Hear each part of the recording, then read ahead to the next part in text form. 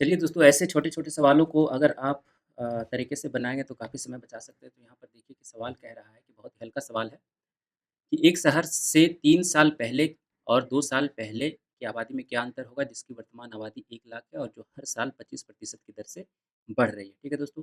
यहाँ पर देखिए कि हर साल 25% की दर दर से बढ़ रही है तो 25% का मतलब हो गया 1/4 यानी कि अगर 1 साल की जनसंख्या 4 यूनिट है तो वो अगले साल हो जाएगी 5 यूनिट। उसी तरीके से यहाँ पर अगर देखेंगे कि 2 साल पहले की जनसंख्या यूनिट में देखेंगे, ये इसका स्क्वायर होगा 16:25 हो जाएगा, ठीक है? क्योंकि ये प्रत्येक साल बढ़ रही है तो यहाँ पर कंपाउंड इंटरेस्ट वाले जो फ़ॉर्मूला लगाते हैं इफ़ेक्टिव रेट वाला, वही यहाँ पर लगेगा। यहाँ पर 3 साल पहले की बात करेंगे, तो 3 साल पहले के केस में ये कितना हो जाएगा, ये फर्स्ट 1 साल पहले का है, ठीक है?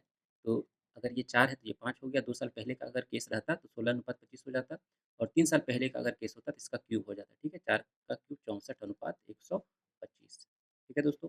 अब यहाँ से क्योंकि ये वर्तमान जनसंख्या है, ये वाली ओल्ड जनसंख्या है और ये आपका प्रेज़ेंट जनसंख्या है, ठीक है? तो प्रेज़ेंट जनसंख्या आपसे पूछ रहा है कि 2 साल और 3 साल के बीच का अंतर और चूँकि प्रेज़ेंट जनसंख्या जो है यहाँ पर 1 लाख है, तो यहाँ भी इसका यूनिट जो होगा वो बराबर यहाँ पर करना पड़ेगा, ठीक है? तो ये 25 है, ये 125 है, तो इसमें गुना करना पड़ेगा 5 ताकि ये दोनों बराबर हो जाए। तो ये हो जाएगा आपका गुना 5, ये हो जाएगा आपका 80 इधर, ठीक है? और इधर आ गया आपका 64।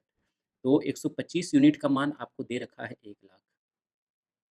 ठीक है? तो आप जानते हैं कि 125 गुना 8 करेंगे तो 1000 आएगा, तो ये आपका बन जाएगा 800। उसी तरीके से इन दोनों के बीच का डिफरेंस कितना होगा 80 और 64 का डिफरेंस कितना होगा 16 यूनिट। तो 16 यूनिट का मान कितना हो जाएगा 16 गुना 800, ठीक है? ये बन जाएगा आपका 12,800, ठीक है? और यही आपका आंसर होगा, ऑप्शन नंबर बी। इसको आप फ़ॉर्मूले से बनाना चाहेंगे तो फ़ॉर्मूले से कैसे बनेगा ये? तो यहाँ पर देखिए कि पहले 2 साल वाला जनसंख्या ऑब्वियसली जो है 3 साल पहले वाले जनसंख्या से ज़्यादा होगा क्योंकि ये बढ़ रही है जनसंख्या प्रत्येक साल। तो यहाँ पर 2 साल वाले को पहले रखेंगे, तो सबसे पहले ऊपर में प्रेज़ेंट जनसंख्या रखेंगे, बटा क्योंकि पहले का पूछ रहा है ना? फ्यूचर का पूछता तो बटा नहीं गुना करते, पहले का पूछ रहा है तो बटा करेंगे।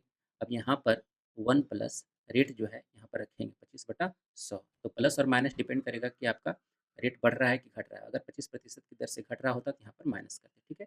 तो 1 प्लस 1/4 का आपको कितना करना पड़ेगा? 2 साल पहले का है तो स्क्वायर और इसका माइनस